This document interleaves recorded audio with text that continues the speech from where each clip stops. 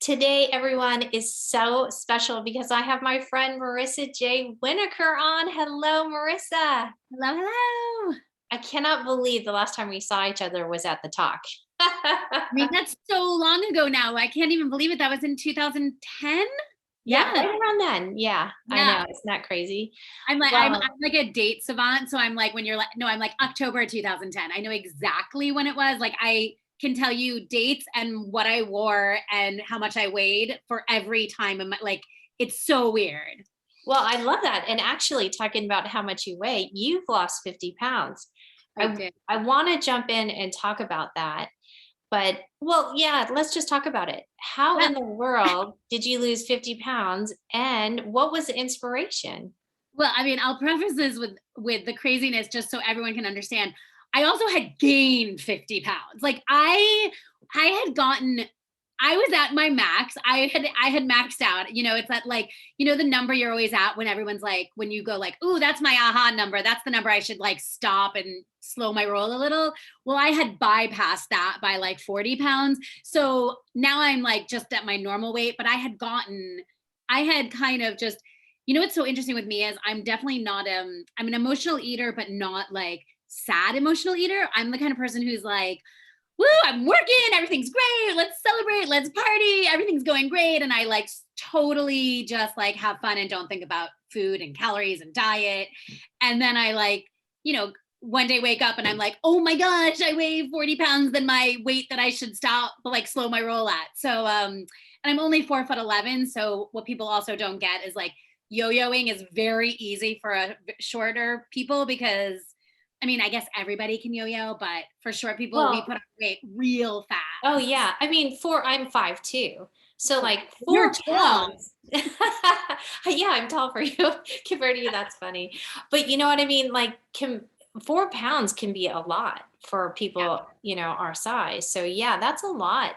But what was it that triggered besides being, yeah. past where you Besides, wanted to be? besides being like, oh no, oh no, no. It was absolutely. I did like the opposite of everybody else in COVID, where I'm like I kind of call it like I think it's like I'm just like a control freak in the sense of like I had lost all control during COVID, right? So we went into lockdown. My house went into lockdown March 3rd of 2020 because I was like, I see what's happening. Like I knew it. I had gone to New York to perform and I flew home and that on March 2nd and was like, I saw what was coming. Like I just knew it. All the things that like a neurotic hypochondriac was like has been thinking about for the past 20 years was like coming to a head, right? So on March 3rd, I was like, we're not going out, you're not going back to school. Like I shut down my house. And because of that, I couldn't control anything, right? Because the world felt so crazy as it did for everybody. So I thought the only way I can control anything is if I like get control of my health. And maybe I could, because I was so overweight that I was, checking off all the boxes of like, you listen to the news Right. reports and they were saying Yeah. like, yeah, Yeah, I mean, people being overweight, people with diabetes, all of that stuff. And you know what? I find it really interesting that you were so ahead of the curve in knowing what was going on because, so many people were taken by surprise. no, So, I was not. I have been waiting for this my whole life. well, so realizing like, people who do weigh a lot, Yeah. what did you do? What did you decide to do? Because you were in lockdown. Well, look, anyone that's followed me for the past, 30 years of my life, my weight has always like up and down, up and down. I lose weight, I gain weight, I lose weight and gain weight. So the truth is like there is no specific like if you do this you will lose weight. With everybody it's different. But with me, for me personally, it's calories in, calories burn. So I just started because I also wouldn't eat out at any meals. I wouldn't even do Postmates. I didn't do delivery. Like I would get my like groceries delivered and I would have a wipe down station with like I was that crazy person. I did it all. So I just started cooking very healthy, very clean.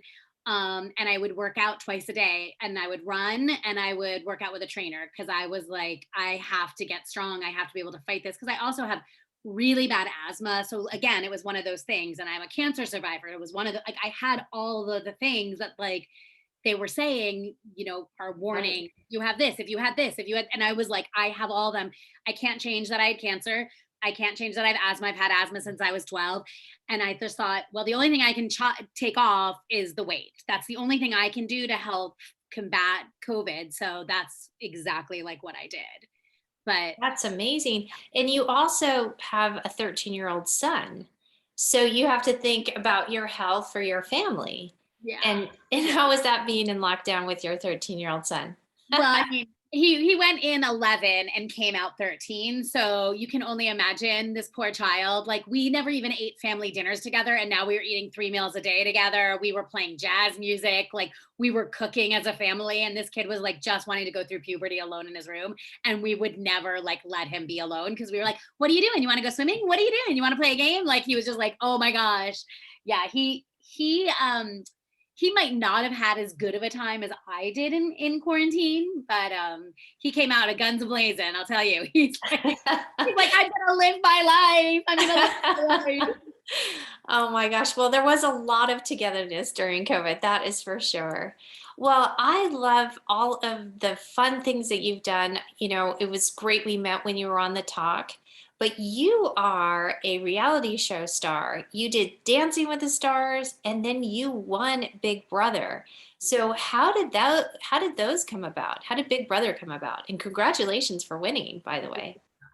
I'm like, I have a couple of proud moments in my life, and that is, I mean, that is one of them. I think I had an agent at that time who was like, don't do Big Brother. What are you doing? And I'm like, oh no, I'm living my best life. And they're no longer my agents, but I was literally like, you only live one life. You have to have fun. And I was the biggest Big Brother fan in all the world. And a long, long time ago, when I first started the talk, when I was on the talk, we went and did like it, upfronts where they go and talk to all the performers, right? And it was Julie and me and the whole cast.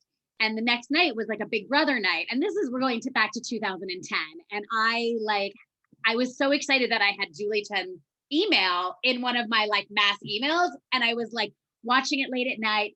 Maybe I had a little wine. Can't really say exactly why I did this, but I like went to my computer and I was like, Julie Chen, like literally hit her name, never had texted her before, never emailed her, just met her for the talk and was like, OMG, Rachel's gonna be HOH. And I think like I literally was just like sending her messages about Big Brother in the middle of the night. And I woke up to like being like, oh my gosh, I'm gonna get fired from this job. Why did I send that to her? And of course, anyone that knows Julie, she was like, yes, I agree. We love, like she was in on it. So ever since then, she knew what a huge fan of the show is. I mean, I had gone to the audience many times. I had seen, I go back to, I was in the audience in 2004. That's like how old school Big Brother fan I am. And I was I doing think hairspray. that I have to tell you, I think that helped you win. Oh, of course it helped me win. I mean, like everyone said they were a really big fan, but like I'm a really big fan. Like I watched the lives. I watch and I go into the chat rooms. I love all of it. So there are like fans, and then there are Marissa J. Winokur fans. Yeah, then there's That's how we're gonna judge it now. yeah, there's some crazy fans, and I was one of them. I was really I'm a huge, huge fan. And so I was watching the season prior to our season with my son because Zev and I watched it, all the time together. He was way too young and it was way too inappropriate, and I didn't care because I loved the show and we could watch TV together. And Julie made the announcement. She was like, and surprise, like coming up in January, we are doing the first ever celebrity Big Brother. And I was like, and I said, and my son said, and Zev said to me, oh my gosh, you have to do that. And I was like, oh, Zevi, I'm not a big enough star. They are not gonna ask me to do this, but like, like that would be so cool, but they're never gonna ask me. And then not even a month later, I got a call from my agent being like, they want you to do this. And I remember standing in my bathroom, like my face just going white, being like, oh my God, I'm gonna have to do this. I'm gonna have to do Big Brother. Like, oh my God, what does that even mean? Because I knew I couldn't say no. I could not say no. So, and I was like one of the first, because when we would talk in the house about when did you find out, when did you learn, like some people, two people found out like the week before. Some people found out like 3 weeks before. I knew months and I couldn't tell anybody. I didn't even tell my son. Like I knew for so long that I was doing it. That's so fun. I mean, that's kind of like a dream come true, really. Yes, I totally. mean, to be that big of a fan and be on it. And so, okay, so did you feel bad that you beat Ross? No. Oh my God. Not even a little. Please, Ross, like the thing with me and Ross was we met on the show. We had such a great relationship and we thought we were playing the exact same game. Do you know what I mean? Like we were together for all of the decisions. We really thought we were playing the same game. And then when I watched the show back, I was like, oh, we were playing the opposite. Like he was telling everybody what he was doing. And I was like, even in the diary room, they would be like, wow, so now you've teamed up with the boys. And I would look at the camera and like look to the diary room, whoever was like behind the glass wall that I couldn't see. And I'm like, I don't know what you're talking about. I'm only with the girls because I knew everyone was going home and watching. Like, I was like, why would I ever admit that I'm even playing with the boys? You know what I mean? So, like, I just assumed Ross was doing the same thing. I never would have thought he was in there, like, spilling all of his secrets when the audience, the people that you're playing with were going home and watching, or their fans were going to watch, and I went in I knew from the start I wasn't going to win any competitions. Like I was Yeah, over 40 and not in good shape. Like there's no way I was going to win. But I also knew like to like keep my like don't right. lie, don't like because like you're not this isn't just a when people go in to play Big Brother, it's just a game. But this Well, isn't just a game when you're yeah. playing with people who have fans and Well, and that goes I don't to know. you knew how to play the game. So you remember that, which was really smart. But I want to go back. Let's go back to when did you start acting and why the acting bug? What was that brought you into the wonderful profession? Um, I honestly like my mother said, oh, we'd always be like, she just came out singing like Ethel Merman. Like the thing with me was, there was no other option. Like this is what I had to do, and the reality side of the TV is just because it's fun, and I'm a person who just loves. I love working. I love having fun. I don't take life too seriously. I'll do the reality shows because it's super fun. I my background is musical theater. My goals and dreams are all tied up in musical theater. Broadway is where I should live, like on Broadway. That's where I belong, right? And that started very young. I mean, I can't remember a time where that wasn't always the plan. Um, I remember seeing a show, My Fair Lady, when I was like 5 or 6, and they had children in the show, and I was like, oh, I didn't know we could do that. I didn't know that that was an option. So, but I was definitely growing up in a different time. If I was growing up now, it would be all different, right? But I was growing up in a time where you did the community theater, I waited till I was 18, then I moved to New York and got my first Broadway show at 20 and was like, that's how you do it. Now I feel like with social media and TikTok and Instagram and all the reality shows that can like develop these performers, maybe it would have been a different route for me. I'm totally happy with the route I had though. Well, when Hairspray came along, that was a really interesting time in your life because you had Yeah. just been diagnosed, right, with cancer. So what was that Yeah. like?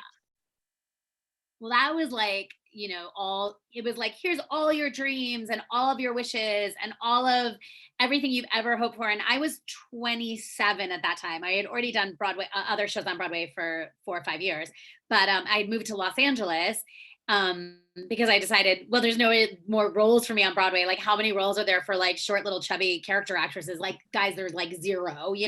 So I was like, I'll go out to Hollywood and maybe I can get to become a star enough that I can go back and do Broadway shows. Um, but I was in Los Angeles and I just went to a doctor's appointment because my sister and I were like, hey, let's do all of our doctor's appointments now that we both have insurance. It was like something silly like that. I was like 26 actually.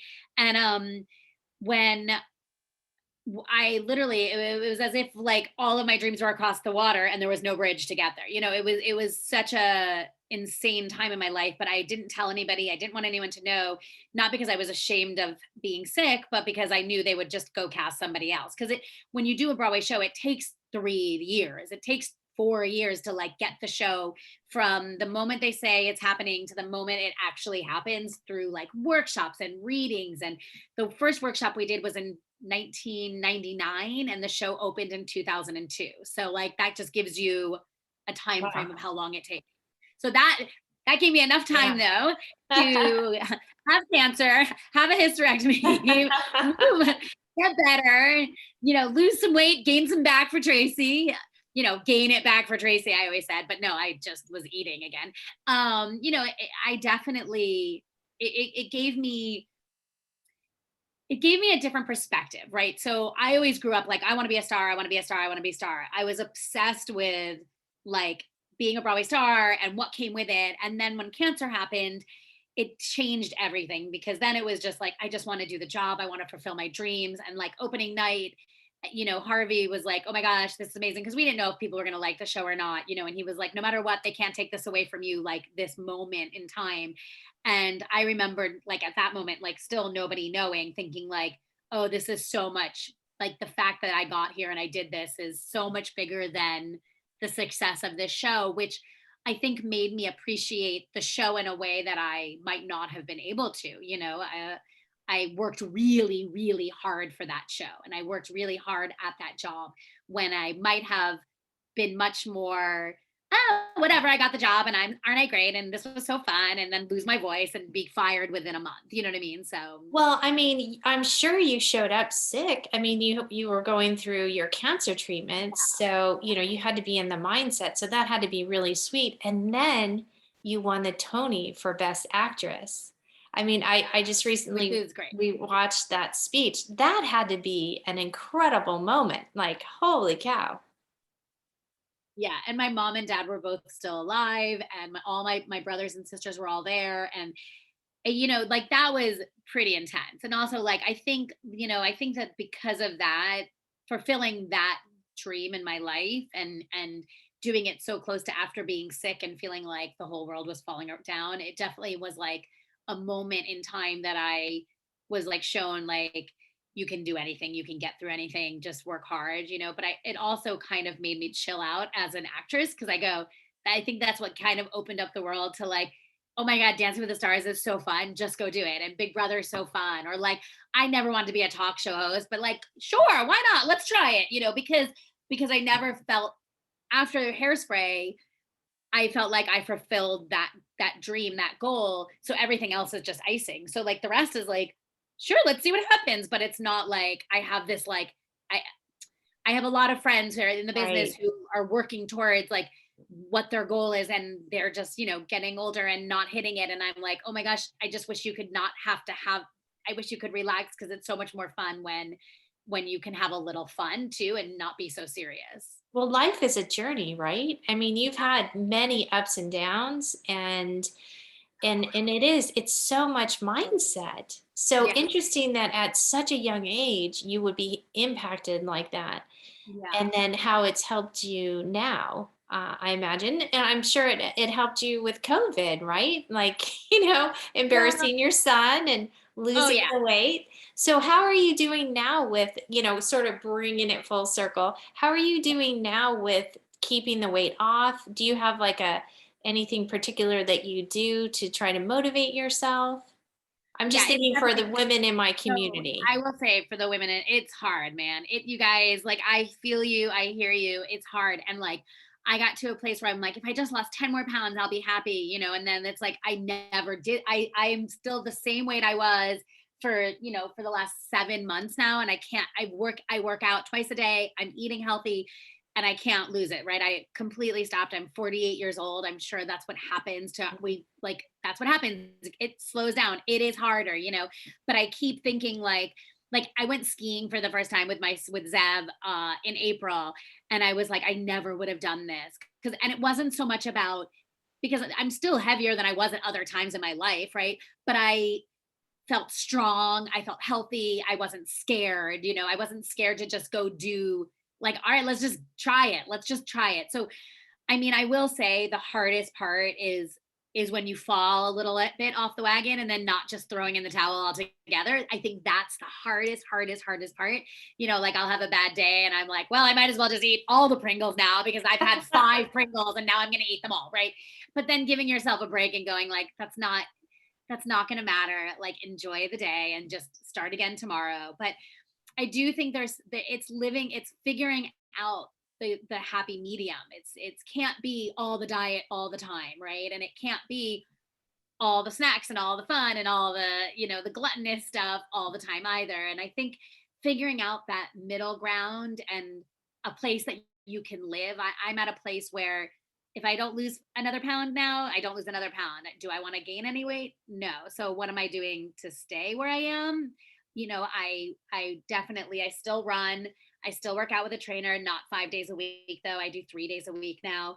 I do either run or walk 5 to 7 miles a day. Like that's non-negotiable. Like if I just have to do that. But also like it really helps with my stress. It really, really, really helps with anxiety for me. So there's been a lot of anxiety in the past year. And I'll tell you, going back into the world, I miss the like we're home in COVID and we can say no to everything. I miss being able to just be home with my family and not think about, oh no, like I got invited to something. What are their COVID protocols? And are you really checking vaccination cards? And honestly, I'm feeling a little out of control in that sense because I felt so Right. good, you Well, know. that's kind of surprising because you're an extrovert. So, it's Yeah, it's interesting how COVID has kind of shifted you a little bit into being a little more into an introvert, but I think that's happened to a lot of us,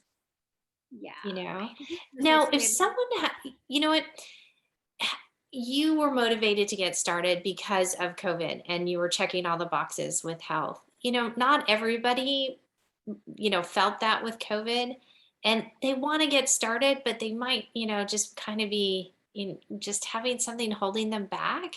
What can you suggest to somebody to help them get started?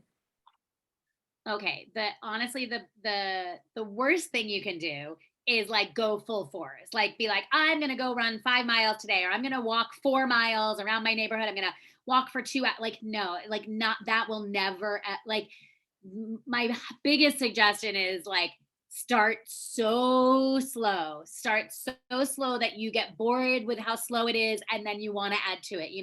So it's like if walking a mile sounds like a lot to you, then walk a half a mile, put on like everybody's phones. It all like tells you how many steps you have. Like do like 5,000 steps. Don't do 10,000. Don't do 20. Like don't get crazy. Like just start small, slow and steady. And same with food. Like with food, it's like if you're like, I'm going to cut out all carbs, all sugar, all dairy, like, yeah, you should. Those are like, if you did that, you would lose weight. But like, don't do that because that lasts for like 2 days and then you're going to eat a loaf of bread. So my biggest suggestion with food is like, pick one thing to be like either like start making your own food that right away. If you Mhm. cook your own food, the amount of calories you will cut down. Like food that you purchase, like just restaurant food, it makes my head explode if you're like, I'm going to get a salad from California Pizza Kitchen, right? Because I'm not going to get the pizza and I'm not going to get a burger. I'll get the salad. And then if you read any information about these places, it's like a 1,400 calorie salad. So you might as well have enjoyed the burger and french fries because it's the same amount, right? But like, honestly, cooking your food, and if you hate cooking and you don't want to cook your food, then buy food that is in packages that you can just keep track of your calories, right? Like even if you're not saying like I'm going to do a 1,200 calorie diet, because everybody it's a different number. The books will say 1,200 calories, but who made that up? Like who said 1,200 calories? And it depends on how tall you are, and it depends on how much you weigh, and so there's like lots of apps. There's lots of free apps that can track your calories, and just start tracking your calories. Like spend a week and no shame, write down everything you put in your mouth and you will be like, oh, that bag of goldfish for 125 calories, I could have had this piece of cheese. You know what I mean? You start realizing where you're putting in the calories, and then you can like slowly take some things out and transfer them to other things, but be like, it make the calories worth it. Yeah. I know. You know what? And you're so right, because when you do go to restaurants and you think you're ordering the right way, and then you really like look at what the calories are, it's like, oh my gosh, I should have just had the hamburger. Especially and in like vegetarian. Like my husband will always be like, Right? "Let's go to this vegetarian restaurant." And I'm like, "Great." And then I'm like, "Oh my gosh, this like fake buffalo wing, tofu thing is more calories than if I just had the real buffalo wing," which that's the big thing. Eat food you enjoy. And if you and like obviously you can't eat all the food you enjoy, but if you're going to eat the heavy calories, make sure it's worth it. Like I'll definitely be like, "Oh, they're making brownies. I'm having a brownie. It's totally worth it." Right? But I'm not just going to like pick at the bag of chips that Zev's eating and not like mind it's like don't be mindlessly eating. Yeah, It's definitely. but Yeah, being more mindful. You're yeah, absolutely right. That is yeah. huge. Well, Marissa, I have to tell you, my daughters loved you in that movie Feel the Beat. Oh my Oh god, my so gosh. cute. It's so They cute. I I love that know. movie. And so what are you doing now? What are you up to now? Well, right now, because of COVID, my whole it was like I had worked more in 2019 than I'd ever worked before, i.e., why I was probably heavier than I ever was.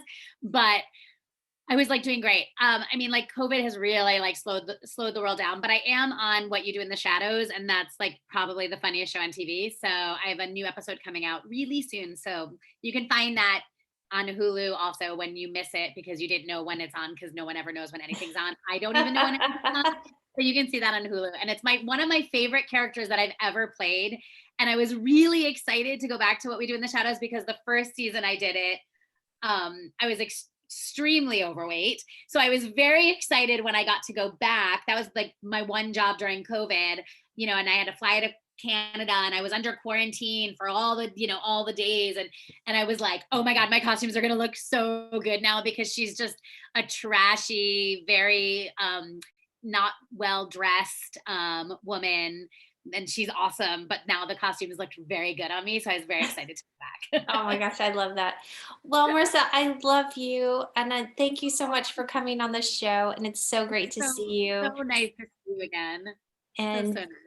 and keep on trucking, girl. Like you are doing amazing. So Thank thank you. you. Thank you.